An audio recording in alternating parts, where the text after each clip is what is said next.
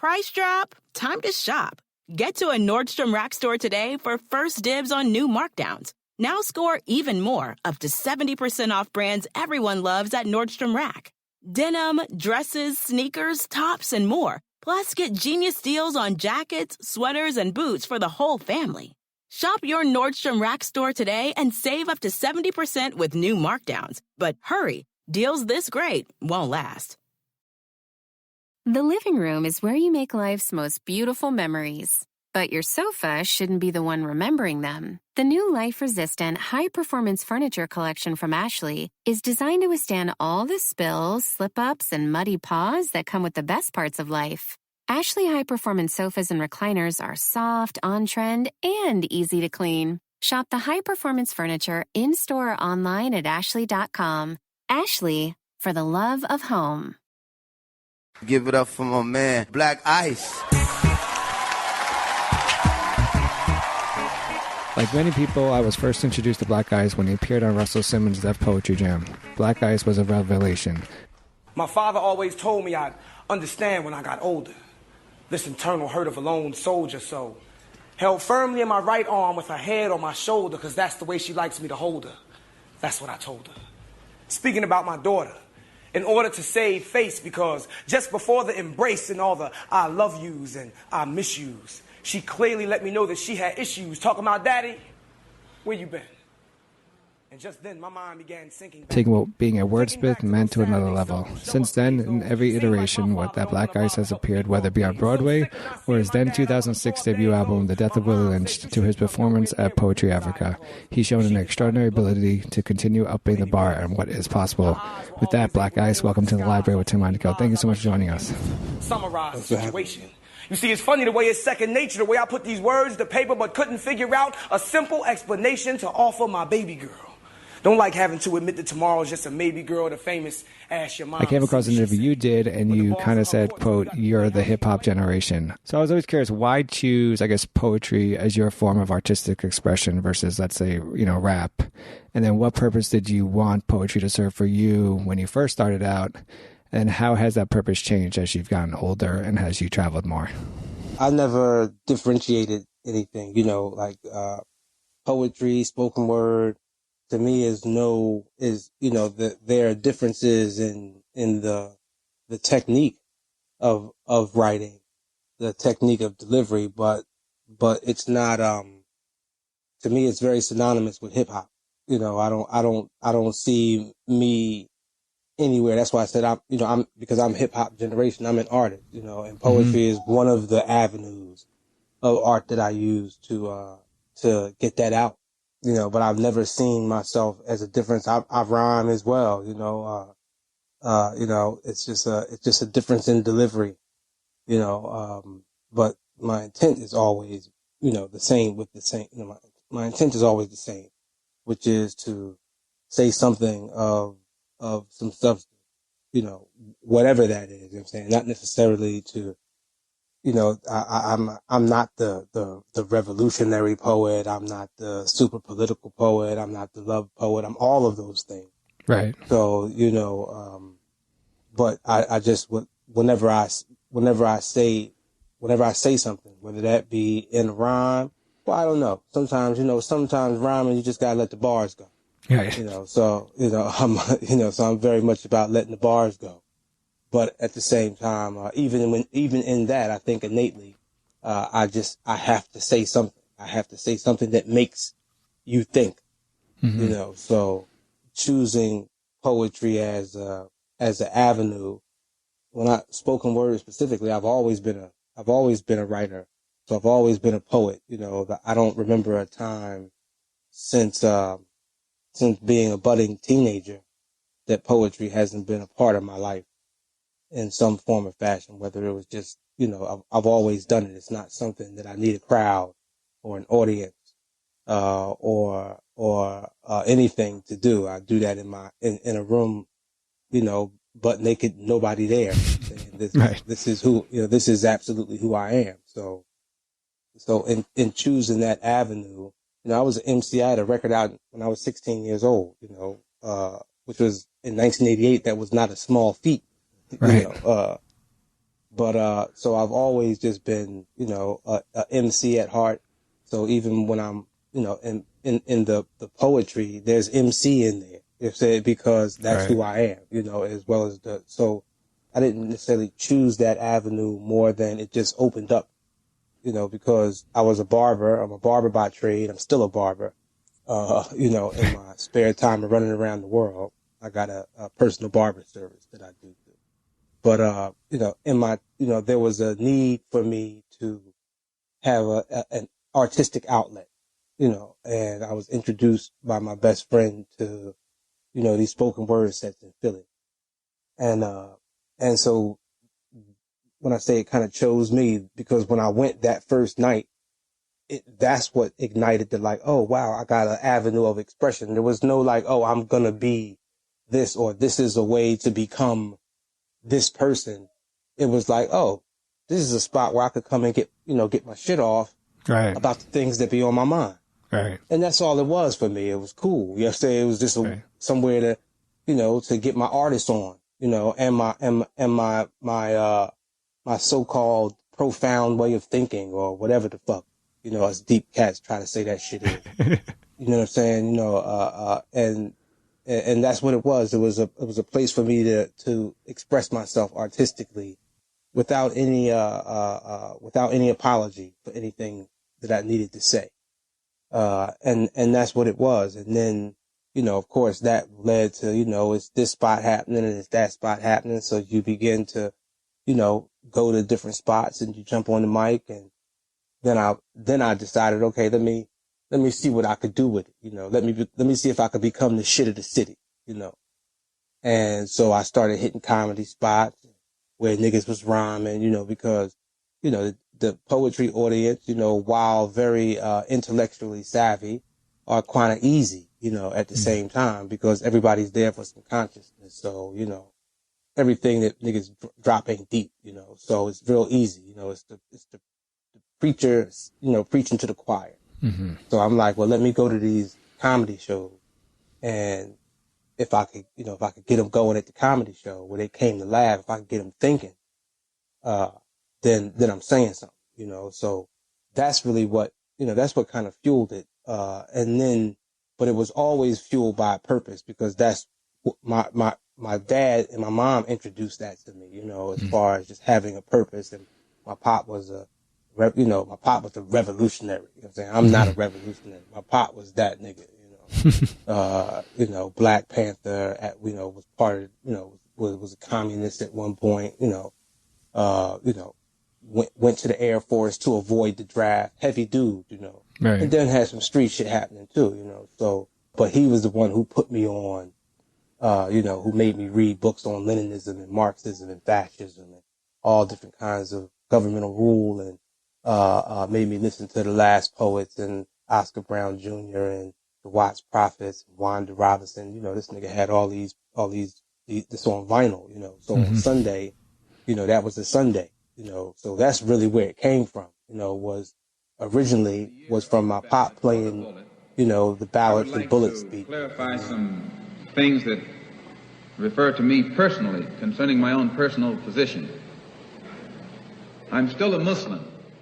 That is my religion. And then playing these poets and Gil Scott Heron and jazz, and then allowing me to play my hip hop as long as my hip hop says some shit. He didn't want to hear no garbage. He wanted to hear, as long as it said something in there, he was cool, so I think that's where it came from. And just being older. So originally, I think my original MC idols were Abi O'Doon and Umar bin Hassan and Gil Scott Heron, and, before, Rakim and Kane and LL and Run DMC and, and these guys, Chuck D and KRS, it was those elders, you know what I'm saying? So I think that's what fueled it so naturally. I think once I reached a maturing point, it was just natural, a natural move as an artist, or at least natural for me. I had no real desire to become no rap star, nothing like that, and I really had no desire to become some poetry star. I just really had a desire to say some shit that meant something. And it just so happens that, it reached further than maybe my vision initially saw.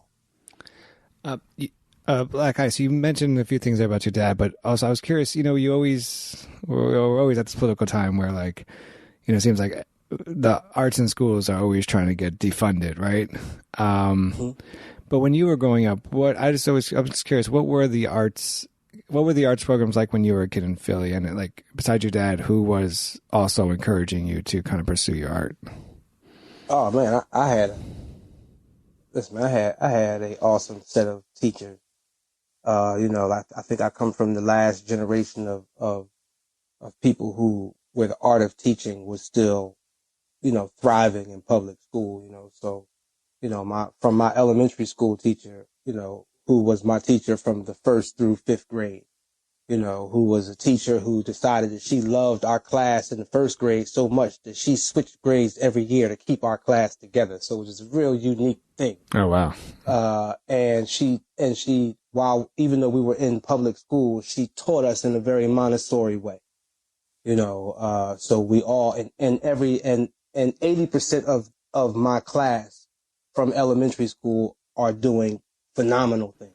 Mm-hmm. Like my man who I used to draw with, because visual art was my first love.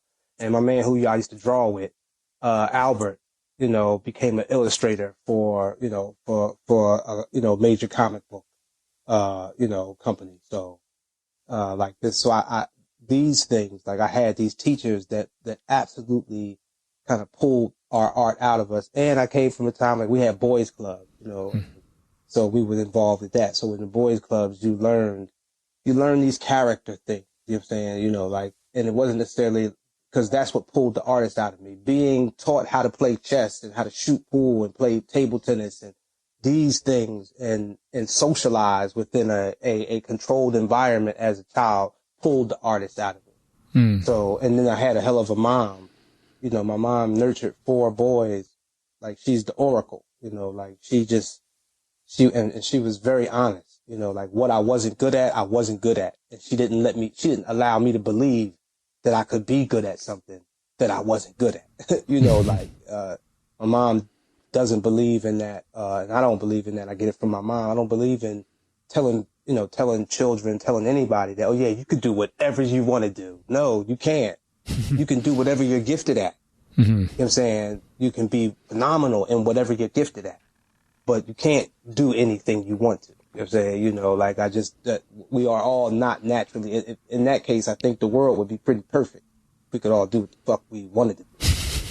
So, or what we dream, those fantasies, you know what I'm saying? But in real, so I just had this mom who constantly pulled the artist out of me. She would not let me forget, and not let me, she wouldn't let me live into the artist that I was. And whatever way of expression that was, she demanded it from me. Just like my older brother was an athlete, and she would not let him not live into that. You know what I'm saying? Mm-hmm. So, she constantly pulled it out of him, had this nigga running the Philadelphia distance run when he was like 13 and shit, right. So I had just one of those moms that was just a hell of a nurturer. And then I was fortunate to, and she believed, that the best education was a free education, mm-hmm. And, she was one of them home and school association moms and shit, so that's really what pulled that artist out of me. And then when my pop got me, cause I moved my pop around 13 on some real boys in the hood shit now that I think about it. I moved my pop around 13. It was just me and him. And then him and my uncles and my grandfather molded me at that time when that, my nuts started to hang and I started thinking I was I wasn't the boy that I was. And then I got that. So it's a really, and that's a rare upbringing in urban America, for this black boy, from lower middle class to come up with so many male figures that look like him. Mm-hmm. You know what I'm saying? They got his last name, So, right. So that's where it comes from, man. All them cats, you know what I'm saying? Like the teachers And I had one of those families, you know, that just was full of artists and nurturing moms that just kind of demanded that shit from me. Do you remember, do you remember the first kind of poem that you might have spit or even wrote that kind of said to you, all right, I got this, I could do this? Do you remember what you were doing at the time? Or even if it's just like a lyric that you were like, oh, I'm actually really good at what I'm doing? Oh, no, man, absolutely.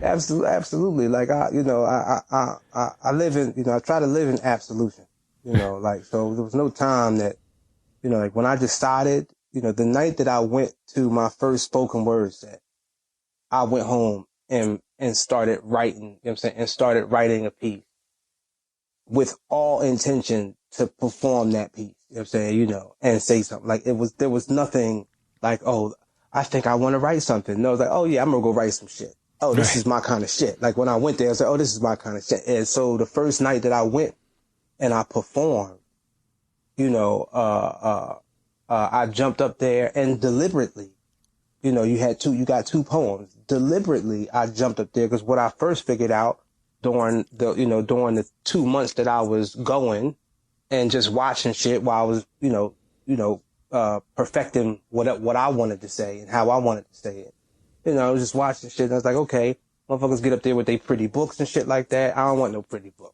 You know what I'm saying? I don't want to get up there and just spit that shit like MC, you know what I'm saying? You know, because that was part of the thing. It was part of the trend. Fashion was you got up there, you go get a fly ass book from some store, some stationery store, you know what I'm saying? And, you know, your book was part of your wardrobe, you know, it's like, oh, look at that nigga book. That must be deep shit in there, you know what I'm saying?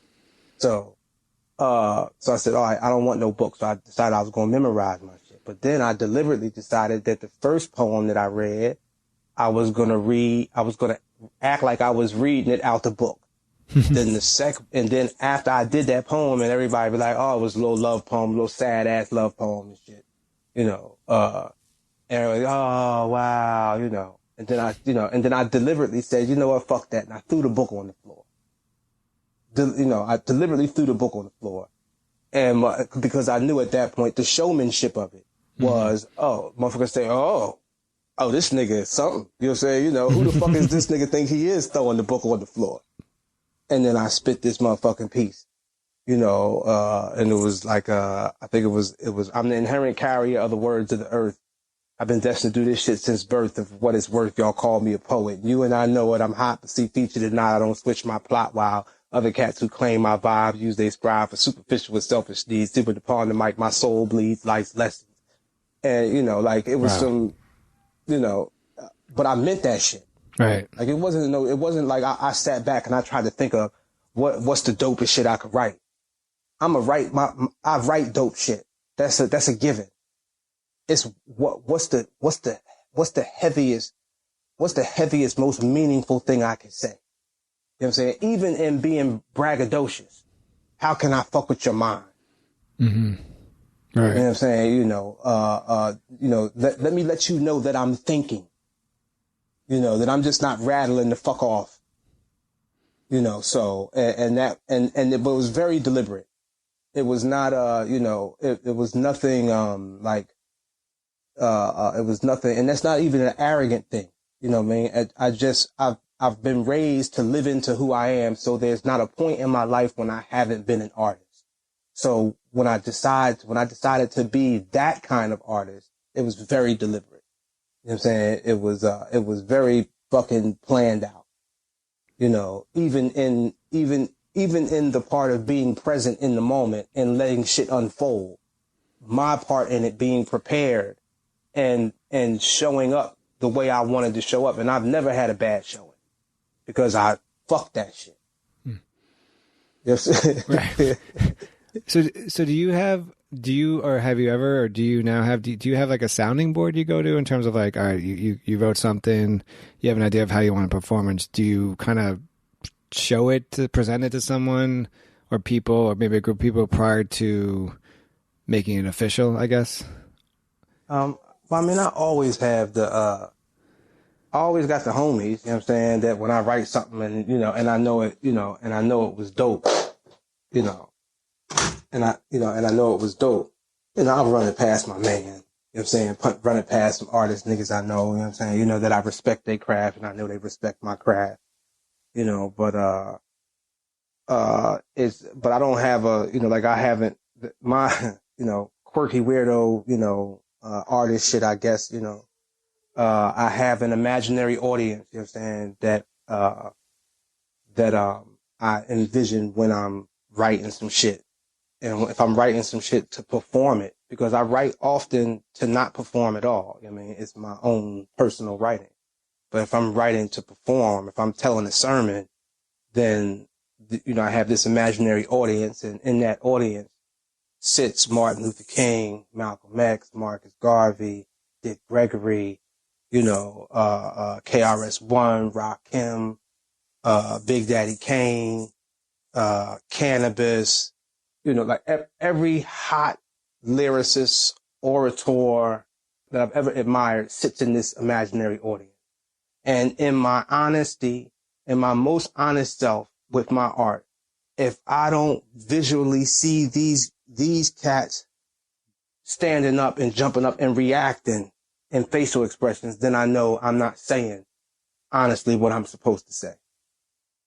And that's really what my sounding board is. It's just some, and it's just a very, again, my mom was what forced me and my brothers to be completely honest with who we were. Flaws, everything. So, myself won't let me put trash out there. You mentioned something about sometimes you write, sometimes you write just to write, in terms of not to present it.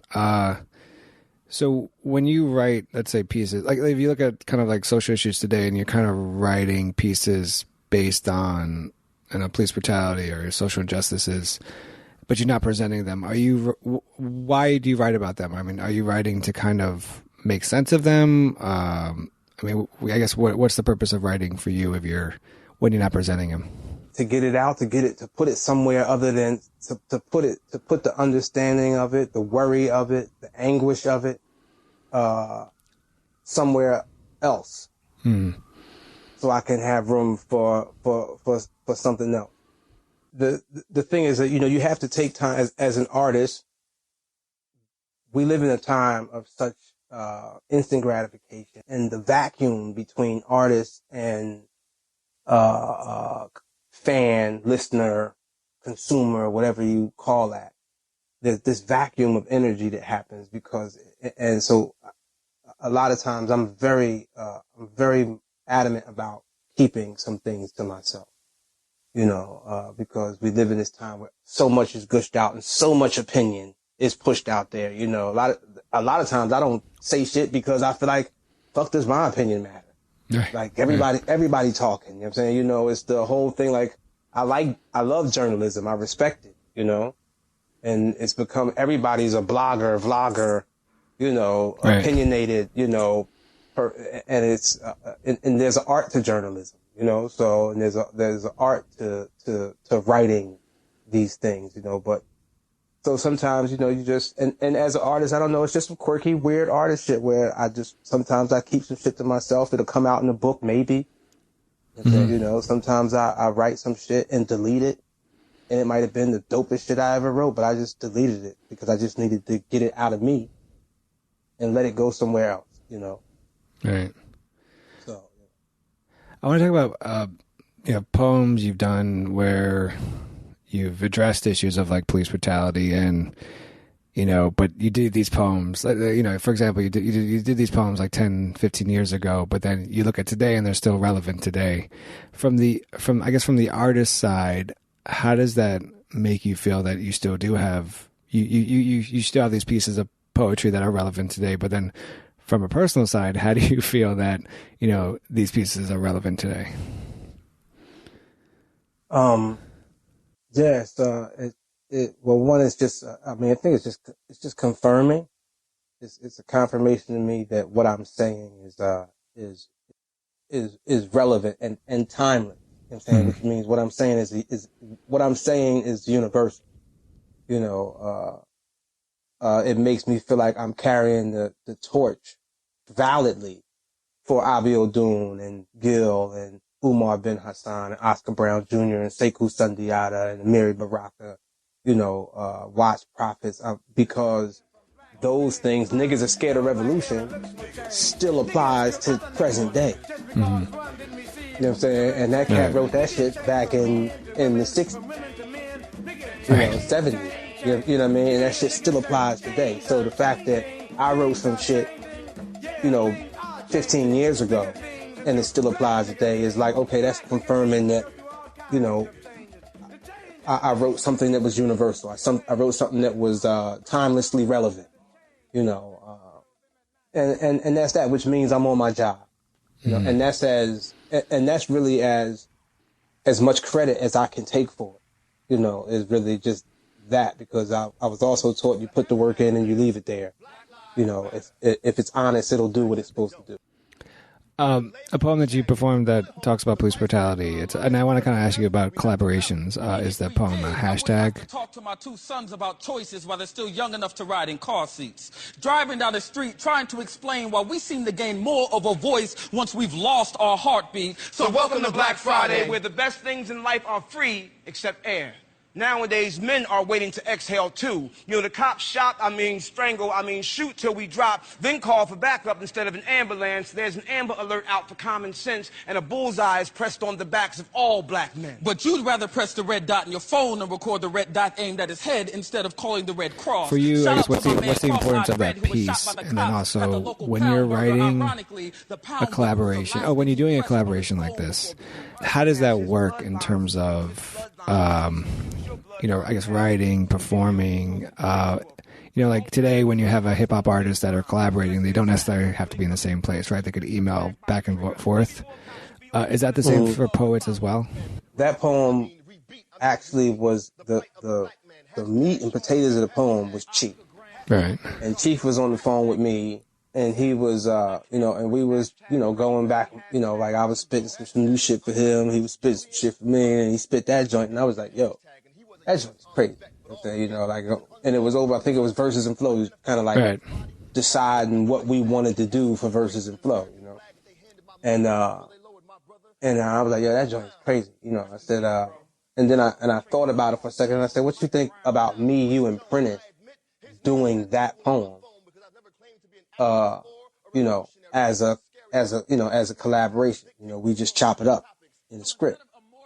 And, so of course, he was like, yeah, he's like, man, that's crazy. Let's go with it. So then we all got the poem, and then Prentice, put his twist on his line. Mm-hmm. And then I put my twist on my line, to give it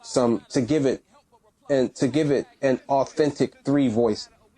You know what I'm saying? Because Chief writes a certain way, delivers a certain way, his cadence is a certain way, I do it a certain way, and so does Prentice. So we gave it the authenticity by, we took, okay, these are our lines, let me twist these, okay, let me replace this line with that line. And that's how the poem came to be.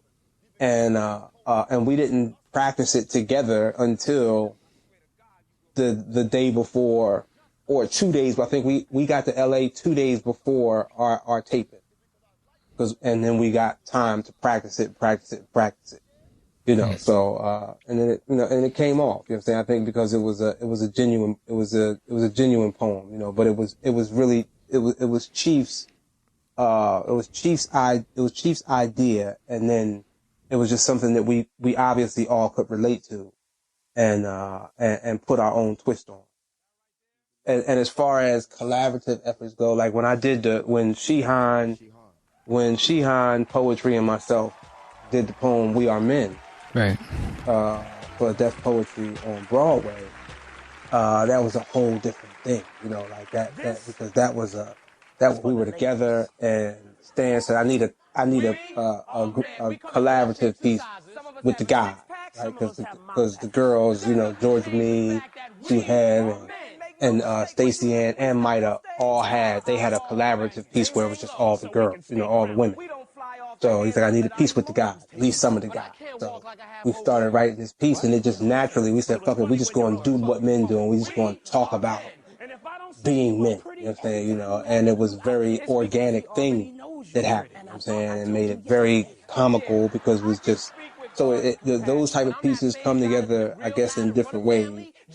I don't do many collaborations, but they're fun to do if they're organic. Because I'm a freak with the lights on. And no, I don't want you to say my name because I already know you know my name. But I will do some shit to make you cock your head so far back you can watch your own ass shake. Or make love to you nice and slow. For hours. Just the way you like it. But sometimes, I just want to sleep. We are men. And just because I'm in touch with the enemy, it doesn't mean you Before I ask you about your debut album, The Death of Willie Lynch, I want to ask you about, so you're Tony Award winner, you're Peabody Award winner, you're Emmy Award winner. Is there, I guess, is there a gift to being all those, but also is there kind of like a curse to being those as well? Kind of sort of like the MC, that debut album is like platinum and that has the highest expectations in the world from the, for the rest of the time he or she is a artist. I mean, I guess that all depends on the individual and, what the individual. For me, is no pressure on me at all. Like, that you put the work in and you leave it there. Mm-hmm. So, I won those awards and the gift of those awards is, I'm not a college graduate. I don't have the curricula vitae. I don't have letters behind my name, So these awards behind my name kind of certify me as a professional, as a master of my craft, which allows me to make a living. And that's just the real, as far as being an artist goes, I'm an artist. I don't need anybody's validation. Even though the artist in me narcissistically wants all of that validation, because that's what artists are. You know what I'm saying? I don't give a fuck if don't nobody like my shit, but I hope everybody like my shit. This is the paradox, but, as far as it, those things meaning anything other than confirmation, for the world at large, in its, superficial way, that I am somebody. That's what it means to me, Other than that, you could take it or leave it. I don't, it doesn't make my art, and it won't make my art. So, and a cat told me, Oscar Brown Jr. told me one day, he said, if you believe when they say you hot, if you believe when they say that you're the shit, you have to believe when they say that you're not. Mm-hmm. And that kind of molded my view on all of those accolades, and papered accomplishments. In 2006, you released your debut album, The Death of Willie Lynch, which I'm still a big fan of, and I still rock today because it mixes great beats with great words. How did the concept come about with this album, and how did you ensure that your words were not going to get lost in the beats? Jazzy Jeff, a really good friend of mine, was doing some work with Alan Grumlett at Cotton Records. He was, and him and I had started, working out together, working some shit out. I had been hanging out in the studio with him and, doing a couple things, writing some things or whatever. And, so he played, I did a version of Lone Soldier with Wanye Morris from Boyz II Men.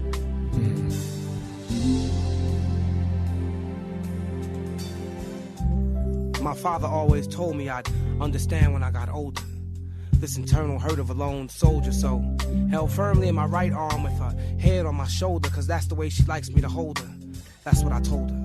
Speaking about my daughter, in order to save face, because just before the embrace and all the I love yous and I miss yous, she clearly let me know that she had issues. Talking about, Daddy, where you been? Daddy, where you been? And just then my mind began sinking back. He played that thinking for back Alan to those Grumlett. Saturday seldom show up days. Those seemed like my father. Grumlett wanted to sign. So at that point, I had to get released from Def Jam. Didn't take a lot because I got a really dope lawyer.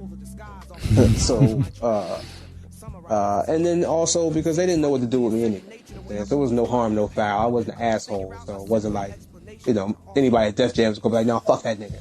It was like, the nice guy, the poet guy. Yeah, man, let him go. You know what I'm saying? We're not gonna do anything with that guy. Let him go, man. You know what I'm saying? He's gonna have a record now. Oh man, great, man. Good luck. You know what I'm saying? It's that type of thing, So Alan said, he wanted me to, he was like, he's really excited. He said, he said shit like, to me, you're like the new Tupac, And I always just kind of leave that up to, what these industry motherfuckers say out they mouth, Right. It was his way of saying he really dug my shit, So he said, let's do a deal. So it was a very independent deal. I had a lot of freedom, so I was able to pick, Eric, Booty, who was my producer, but also I had started a band, a group, where it was me and I had 4 young cats playing, live instruments.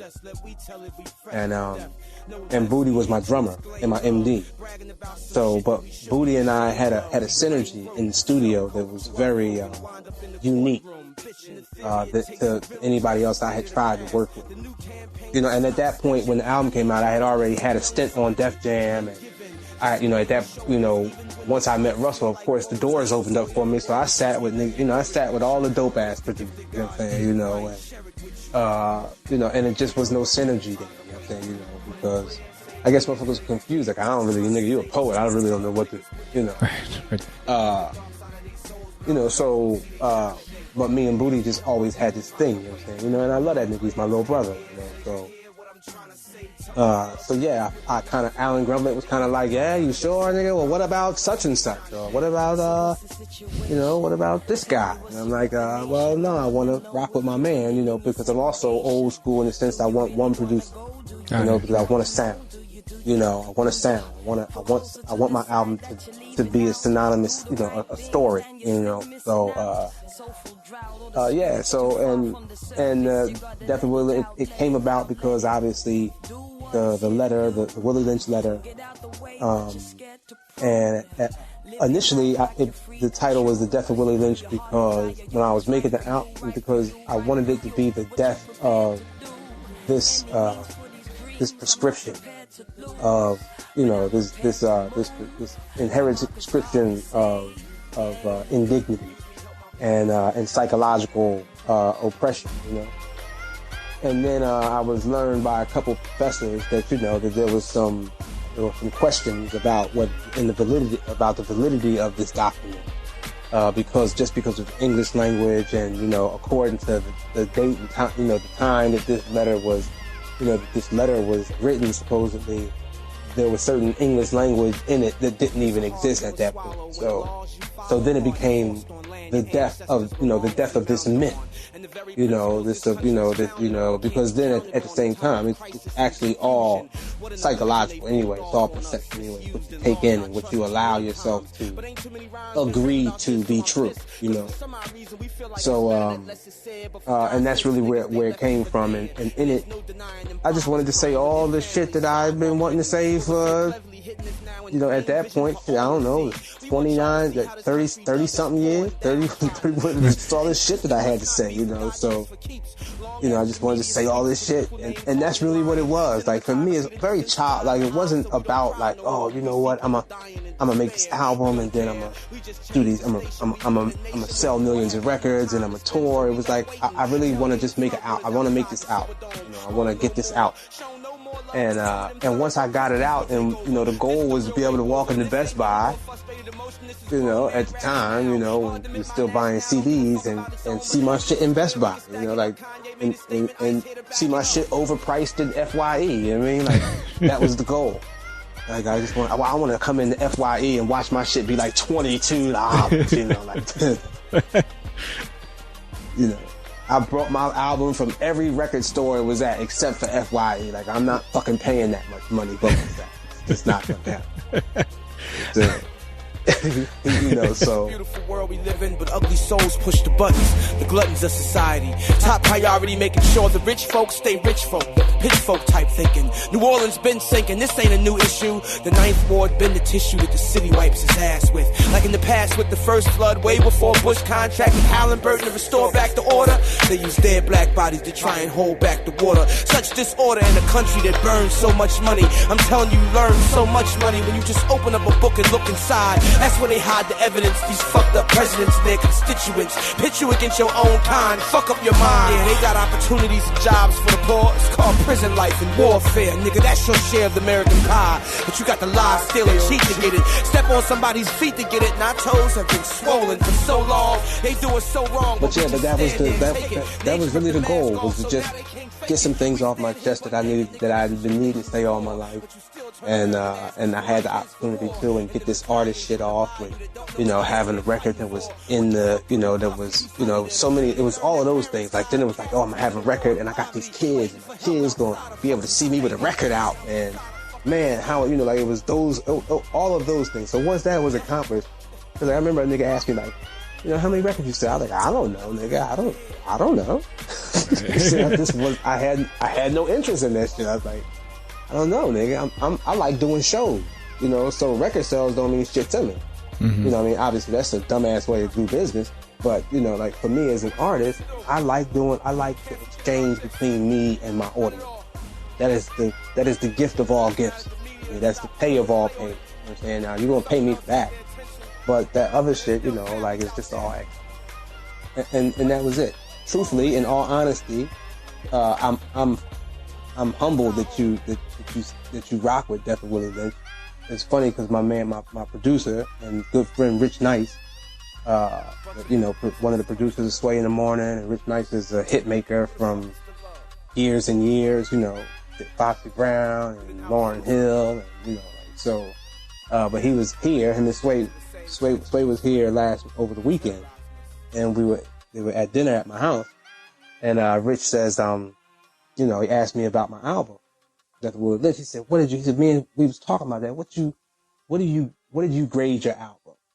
And I said, oh, wow. I said, you know, C-, you know, low C-, like close to a D, you know, just because it was very immature and it was very, frantic, you know, like lyrically it was, you know, and the production was, you know, and Booty was young at the time, you know what I'm saying? You know, so to throw a very young producer on such a big endeavor, on, you know, under such mature words, was gonna, you know, although it felt good to me, I don't know if it resonated. And once I went back and listened to it, it didn't necessarily resonate the way I felt like it should have resonated. So, C-, man.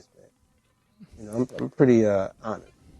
Looking back, and is there a track that, or maybe a few tracks that, you would give yourself a A on? The intro. Indiscretion is all that I have done and all that I will do.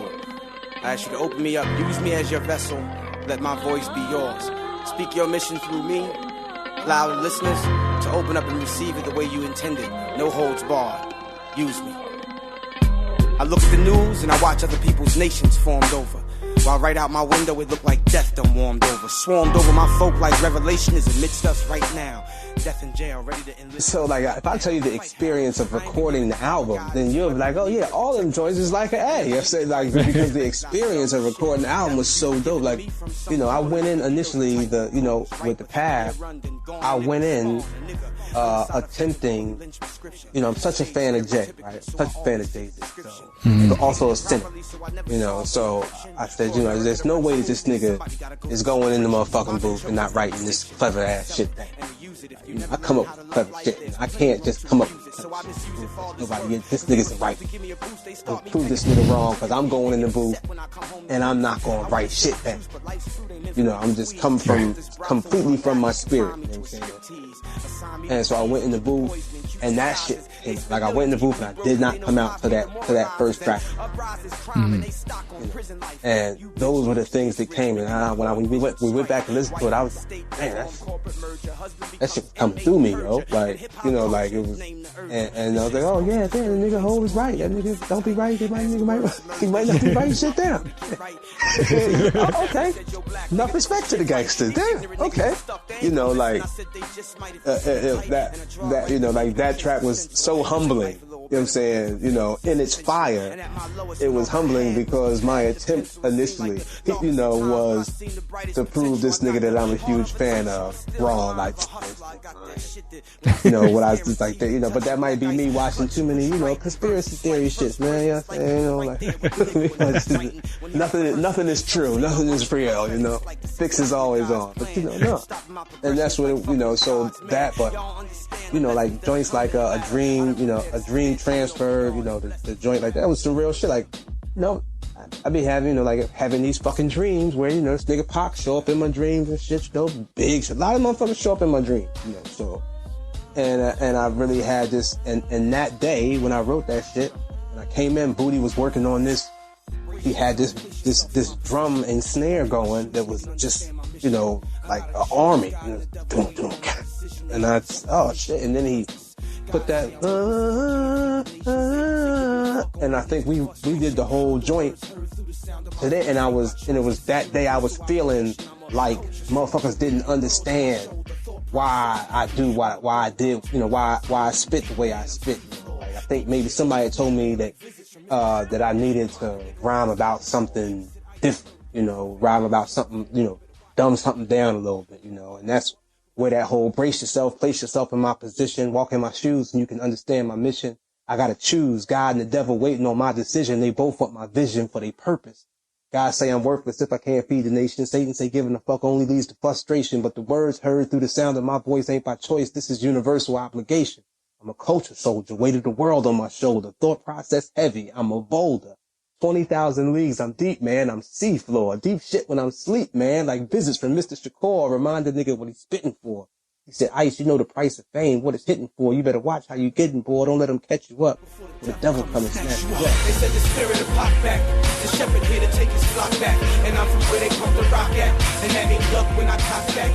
Black rats to take the block back, cock back. They said the spirit of Pac. So when I say that to like niggas, you know, that wasn't just me sitting down and like, oh, this shit sounds clever. Right, that's, right. You know, it came, like, you know, like these things were very authentic, you know. So when I look back on the experience of recording the album, each song, each track, you know, the event of the track itself, yeah, it was a dope experience. But, you know, overall, I mean, of course, the last track, the track that I made about my parents, that's my favorite track of the record. Yeah. You know, was the real, you know, because it's exactly that. You know, real. Make the lion stronger, so wrong or right, the real has always been my business. Proving my mom wrong about Santa Claus and Christmas was my first accomplishment. Met her with human astonishment. She said, you never cease to amaze me. She praised me for wanting to know the truth, wanting her to show me proof about the fat boy in the cold pole. She said, you an old soul for questioning everything around you, boy. You don't let nothing astound you, profound you were being for so young. I'm slick with the tongue, but short with the lung, cause I was asthmatic. Spasmatic behavior kept me from being the best at school. Thought I was so cool. A fool's path, I was walking, squawking like I was it. Sharp as attack, no common sense, so I ain't no shit. My father's grit on my face, it kept these niggas in place. When they thought of testing me, father time invested. See, I had a jab that was nice, it'll make you blink and think twice about coming within my arm's reach. My father kept me from harm's reach, but made me stand on my own. Circa 2006, and now a nigga full grown, 4 kids, 33. Seems like a lot of people heard of me, but that ain't the whole. At some point, I'm going to shoot that video, you know, with my mom and my pop. You know, I'm gonna shoot that video. I don't know when, but I'm gonna shoot that video. Yeah, but that was, you know, that was my, you know, favorite joint that I really liked. You know, Nice to Meet You.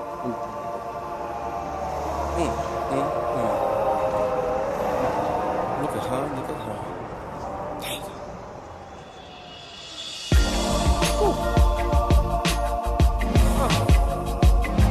Baby, what's your name? What can I say? What can I say? Excuse me, sweetheart. Sugar Brown, sister down, sister. Allow me to introduce myself. I'll be Mr. Saw you in my dreams. It seems that the sunbeams against your dark amber eyes have caused me to place you in familiar settings. Weddings, or maybe that reception. Oh, I'm sorry, sis, excuse my aggression. You know, different times, you know, depending on my mood. You know, I enjoy the album. You know, other times I'm picking the album apart like, this is the worst. You know, like, what was I thinking? What? Because you reference, you in the album, you referenced in two different songs, Take Your Time, and as you mentioned, A Dream Transferred, you referenced Tupac, right? And then you also did the first track on The Rose Volume 2, which is an album based on Tupac's poetry. Since my transition, I've been misquoted, disrespected, turning over in my grave. Watching y'all behave as if I should be proud. What significance is Tupac, the artist, for you as a fellow artist, but also as just someone who's a fan of music? It's funny because I was a Pac fan. That joint With My Homies came out, and I was like, yeah, that joint, crazy. Like I remember the first time I heard that one. And then I didn't hear nothing else from the dude that I really cared for until maybe like, All Eyes on Me. And then I started listening and I heard a couple joints, but I was never really like a bona fide, like Tupac and Night. You know what I'm saying? Like I can't say that he, other than, like anything outside of myself, I try to look at it in parable sense. One, he was very authentic. And he was, and I always admired how honest those things that he was saying were, like how honest they felt, like I never felt like he said anything dishonest. It was always very authentic. He wasn't the most, lyrically prowess writer, like he didn't have a lot of prowess, but he wasn't lyrically intricate, in that sense, but he was definitely authentic. And that was to be admired, and inspired by. And then, but then also, it was also that lesson of the lower self and allowing the lower self, the ego, to not be parented,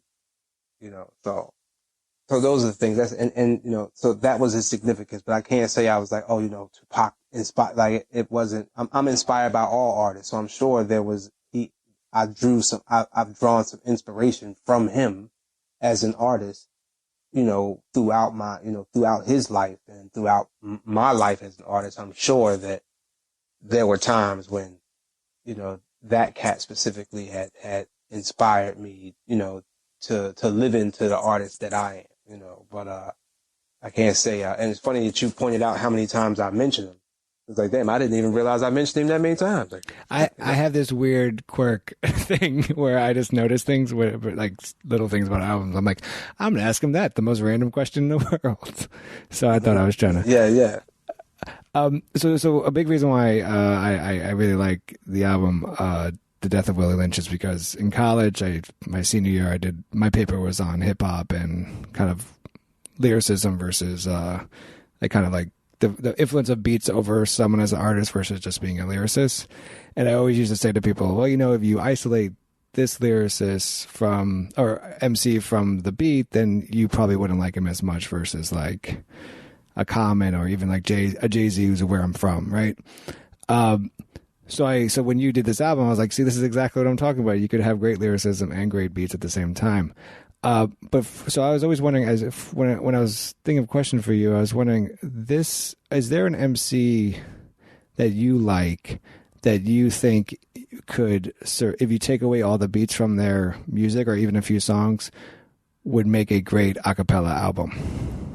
Kendrick Lamar, of course. I really did. I dig Schoolboy Q, Vic Mensa. I like him. I like him a lot of the time, not all the time. But man, there's a lot of cats, man. Like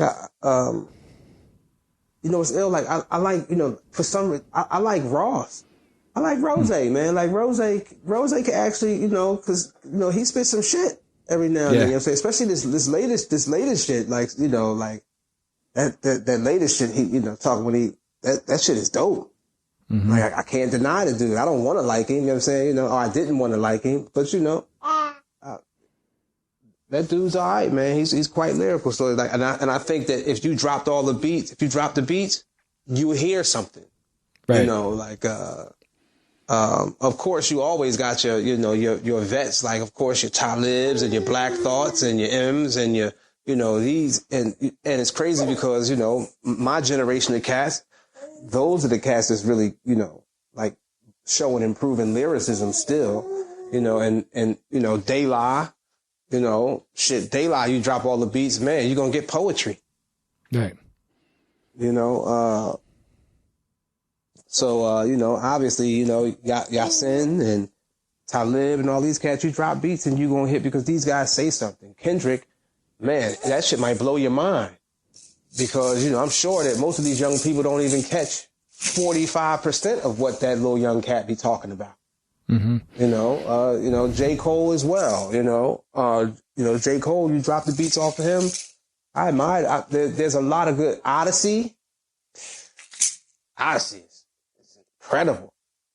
Black Milk, but then you got cats over here like, Pete Philly and Michael X and, these guys I'm talking about, these are, guys from over here in Holland, that are incredible too, so I'm a fan of the art, man. So there's a lot of cats who I would love to hear without the beats. I don't know. We can go all day with that one. It's a hard pill to swallow when the laws you follow are enforced on land your ancestors were wrongfully mounted on. And the very principles this country's founded on can't be counted on in time of crisis and confusion.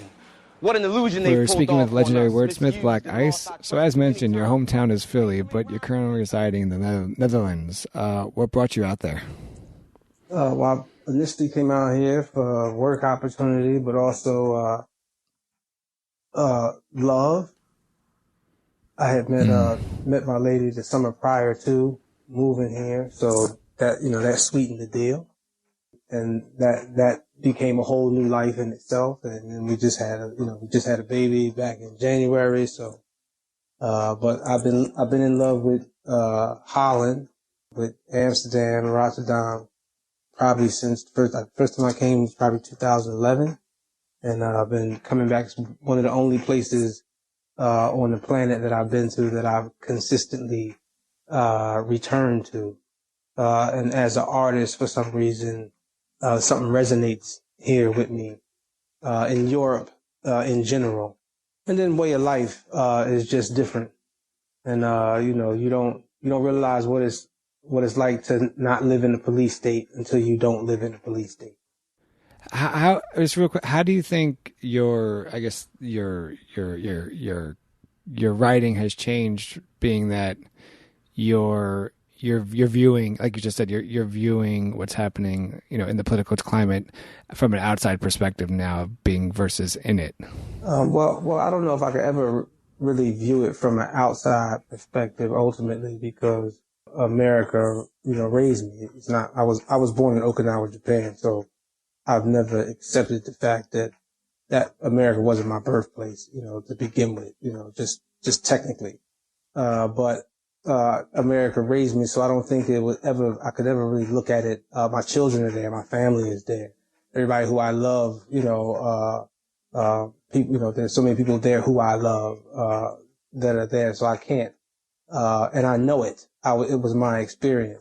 So I still look at it objectively. I still take it personally, but also, because I have a broader view. And I've had that broader view for quite some time, just traveling, being privileged to travel the world and, set, feet on soil in different places and learn different culture and, be immersed in all these different cultures. You realize the global universality of things.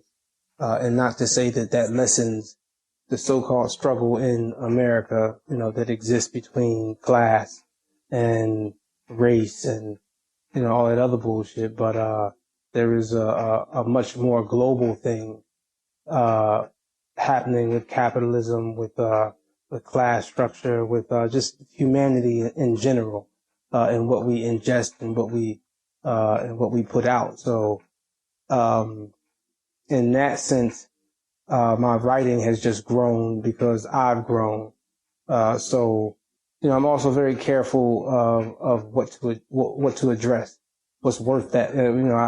I try to fight my wars intelligently, and pick them wisely. So And that's, my work has just grown in that sense, but I'm still very opinionated about the structure of America. I'm still very abreast on it, but I'm Noam Chomsky with it. So, that's just, you know what I mean? So it's all one big soap opera to me, except for local elections. I feel like local elections are where your vote really counts, but that Washington shit, that's it's out of our wheelhouse, we're pawns in that. So I look at that shit and I always address it the way I've always addressed it, that them diabolical niggas is up to some shit, and we need to be aware of that, while we move amongst this shit, because we still got to move amongst it, but so I think that's but I could never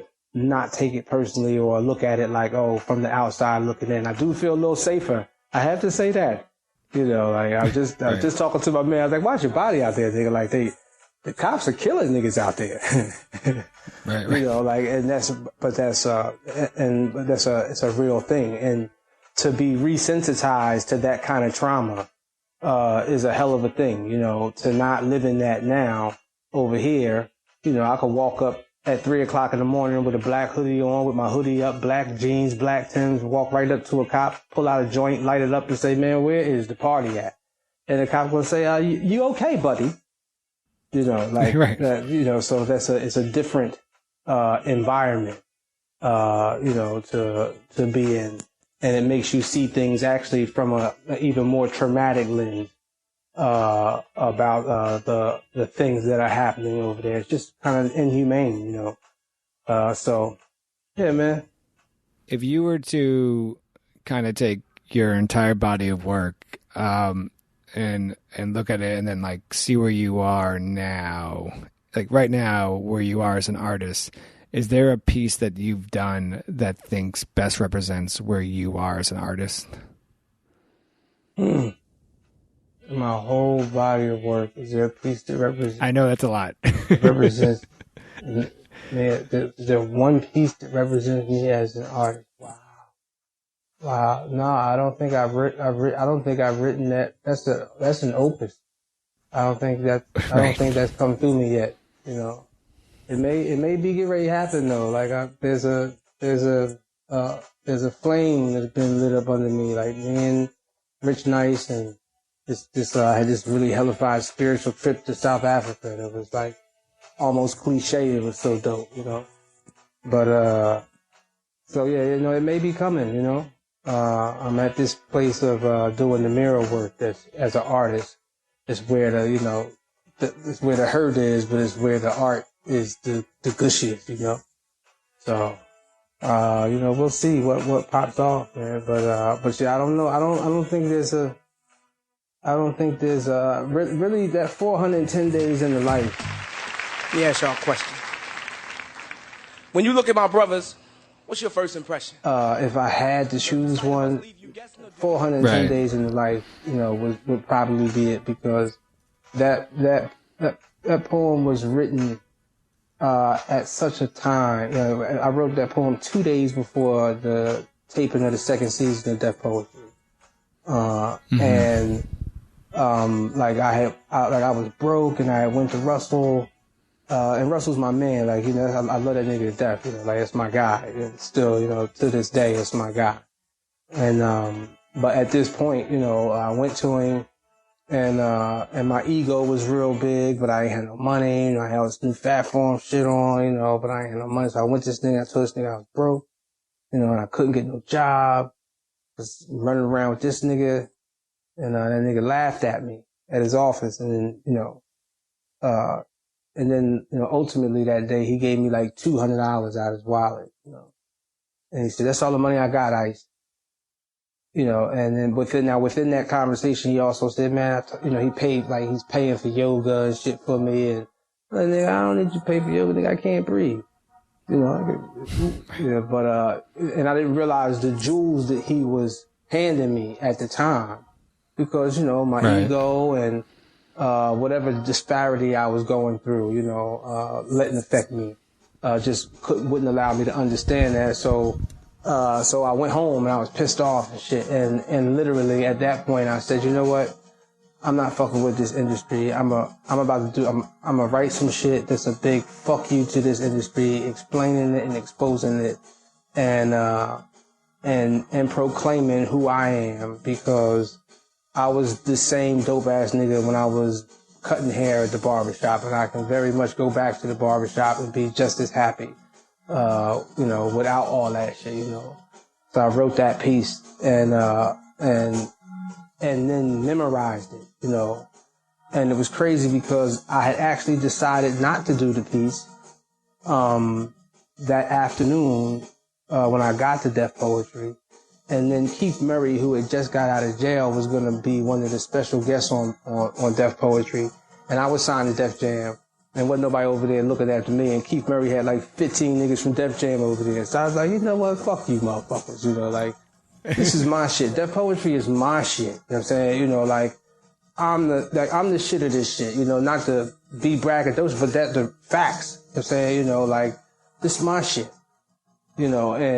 And I'm signed to Def Jam, and the first poet signed to Def Jam, and y'all ain't got no niggas over here looking out for me, but y'all let this fucking nigga, you know what I'm saying, who's a dickhead and got a reputation for being a dickhead, y'all got, this nigga got a whole court looking at him, so that just reared me back up. And I did the motherfucking poem, and I didn't even do during sound check, during rehearsal, I did a whole nother poem because I didn't want it, I wanted to do it, my intention was to do it once.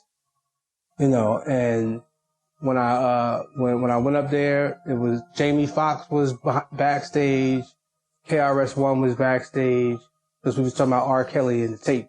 And then, Leor was in the audience, and I was so upset that day. And then I got up there and spit the poem out, and it really just came out, because I don't even know if I had it memorized. I think it just came out of conviction. So I think that was the most defining, I think, moment and body of work that really said, this is who I am as an artist. You know what I'm saying? I know, this is what I know, and this is who you can't eliminate from existing. And that's really what it, so yeah, 410 Days to Life, probably. Black Ice, before I let you go, there's amazing instrumentals that are happening behind you. I was curious, is that part of a new project you're working on? Yeah. That's me and Rich Nice, man. Ooh, listen, man, there's some things get ready to happen. Oh, dope. There's some things get ready to happen. So yeah, I'm in a really dope creative space. So we'll see what happens, man. I heard I'm a little talented. Yeah. That's the rumor. That was the rumor. He's a Tony Award winner, a Peabody Award winner, an Emmy Award winner. He's Black Ice, and I want to thank him so much for joining me in the library with Tim Einenkel. Thank you so much, man. All right, thanks, bro. Thanks for having me. Black Ice. Let me ask y'all a question. When you look at my brothers, what's your first impression? Does the sight of us leave you guessing, or do you understand the stressing, the aggression, the look of no hope on my niggas' faces, like the Lord overlooked us when he handed down his graces? You see, embraces fall short on the numb tips of street entrepreneurial fingers, stuck in the walls of the project halls where the coke smell still lingers. External blingers is all we can be, because on the inside we've been given nothing to shine on. And a gig is harder to get than coke, so niggas get their grind on, because the TV tells us, aim high, nigga, make all goals lateral. But that takes paper that we don't have, so niggas put their souls up as collateral now. Some niggas reclaim them, some blame them, make an excuse to sell them. But when a nigga goes from not doing to doing, what can you tell him? Not to be a nigga? Shit, I gots to be a nigga, that's how I pay the bills, and I'ma do that whether I got to sling this coke or exploit these rhyme skills. See, America makes you an opportunist, and at the same time they institutionalize you. So the fact that niggas get these big record deals, big money, and then go to jail shouldn't surprise you. That's what lies do. And most of these guys do have raw talent, just infantile education. So the business feeds them all the weed and ecstasy and a little bit of paper to provide some pacification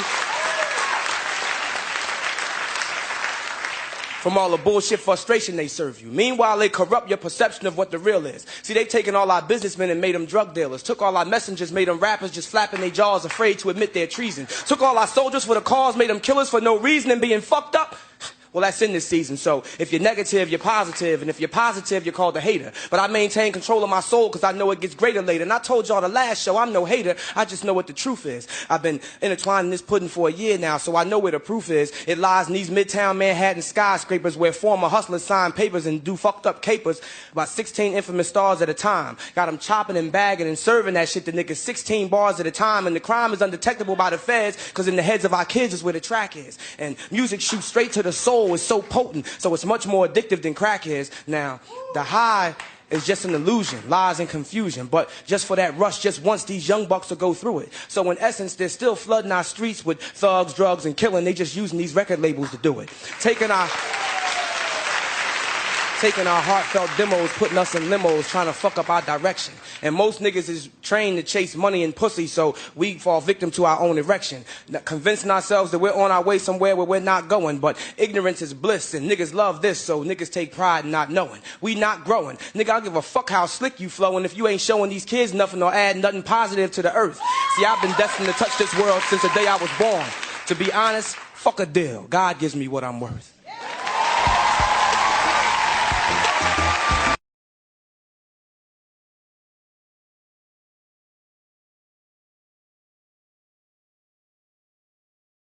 Want to make Mom's day? Get to your Nordstrom Rack now and score amazing deals for Mother's Day, which is Sunday, May 12th.